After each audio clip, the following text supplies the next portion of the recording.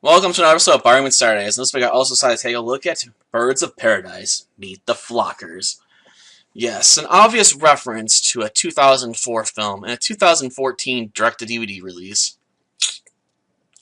Gotta love it in a way, a really dated reference to something that was 10 years ago. Too bad the film's not that funny.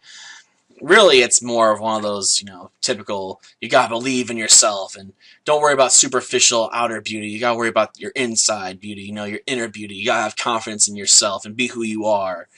That sort of message. The problem is this actually traps the film within a certain sort of character perspective or journey. So there's almost nowhere for the film to really go that's unique or different from any other film of this type.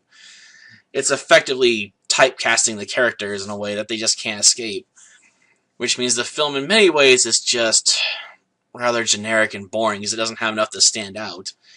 It's not a terrible film, but it's also very, boring in a way if you've seen similar films like this. So it ends up being like forgettable gutter trash effectively because you're like, well, who really cares? It's the same old film I've already seen. I mean, I guess if you're interested in music by Drake Bell or Parker Theory, you might have some interest in the film just because they use songs from those two artists. But outside of that, I don't know if there's much you can really say for it that's positive. I mean, there's one song I like near the end of the film, but the last, 10 minutes of the film don't really mesh that well with the other, 70 minutes of the film, practically, because you have this epic, showdown inside of a building to release another bird, a damsel in distress. And they start playing this one song. I have to admit, I do like the song, but at the same time, how do you go into that believe in yourself stuff to jump into, we gotta rescue this damsel in distress and have this plan, especially when your characters are all birds and a bat. And then it's like this epic, cheesy showdown because the guards, pull out these bat-seeking missiles and stuff. Like, where on earth do you get a bat-seeking missile or grenade launcher or whatever he has? And why on earth are you launching RPGs inside of a building anyway? Like, you're blowing the place up. You're going to bring it on top of your heads. Like, it's, sort of insanity. I mean, it's so over the top. It's hilarious and enjoyable, but at the same time, it doesn't really mesh with everything that came before because it's not that insane. I guess you could argue it's meant to be, maybe campy, like the Batman movie from, the old series, way back in, the 60s or whatever.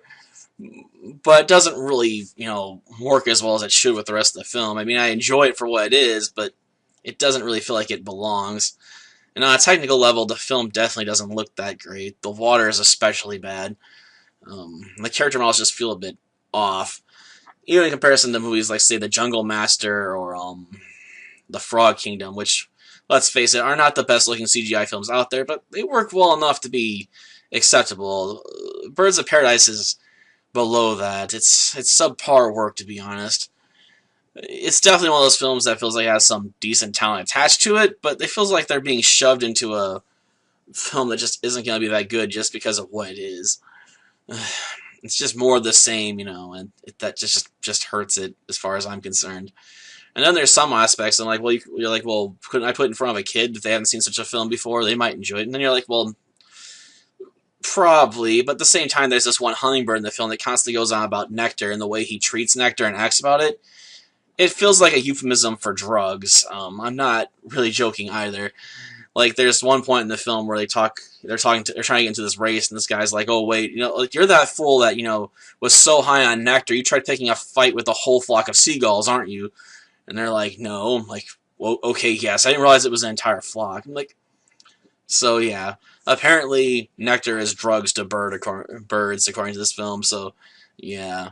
I don't know if I'd want to have a character that, is constantly, looking for nectar and high throughout the film, as your hero in a kid's film. I mean, sure, he's one of the side characters, but still, he serves enough of an important role throughout the film and gets probably one of the best scenes on the grounds that the bat's being chased by these bat-seeking missiles, and the hummingbird's like, I'm going to come in and save you. So he just actually gets it close enough to cause the heat-seeking missile to go seeking him instead, and then flies through a vent, passes through a vent fan without getting cut in half, and causes the missile to hit it and then blow up. And then escapes further down the vent as flames and fan parts are flying after him. Like it's sort of strange that the druggie gets the best scene in the film, arguably. They also give the main character some bullet time action, though I have to admit, bullet time feels really dated and, well, boring nowadays. Everyone's done it. It's no longer appealing. So yeah, I'd say give this film a pass. There's just nothing here really for you, unless you'd like certain artist music. And if you want to watch that stuff, you can probably find it online available for, free or relatively cheap if you want to get on iTunes or something. Until next time, then. See ya.